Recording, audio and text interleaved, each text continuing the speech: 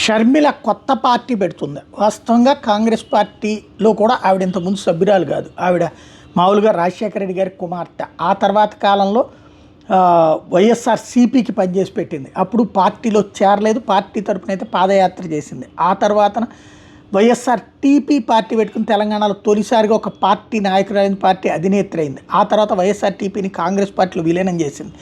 ఇప్పుడు ఆవిడ పార్టీ పెట్టబోతోంది ఆంధ్రప్రదేశ్లో అన్నటువంటిది పెద్ద చర్చ జరుగుతోంది. జగన్ని దెబ్బ కొట్టేటటువంటి ఎత్తుగడ నేరుగా ఇటు పక్కన చేసుకొచ్చినటువంటి నేపథ్యంలో, అంటే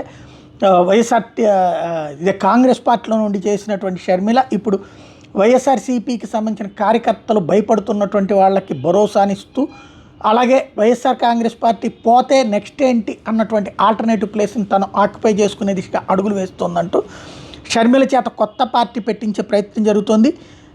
ఇది ఒక చర్చ నడుస్తుంది. ఇది ఎంతవరకు వాస్తవం అనేది చూడాలి. అది మేబీ కాంగ్రెస్ నుంచి యువతలకు తీసుకురావడానికి జరిగేటటువంటి వ్యవహారమా, లేదంటే కాంగ్రెస్ వాళ్ళలో ఒక అపనమ్మకాన్ని కల్పించేందుకు జరుగుతున్నటువంటి ప్రయత్నమా, లేకపోతే నిజంగానా అన్నటువంటిది ఆవిడ క్లారిటీ ఇవ్వాల్సి ఉంది.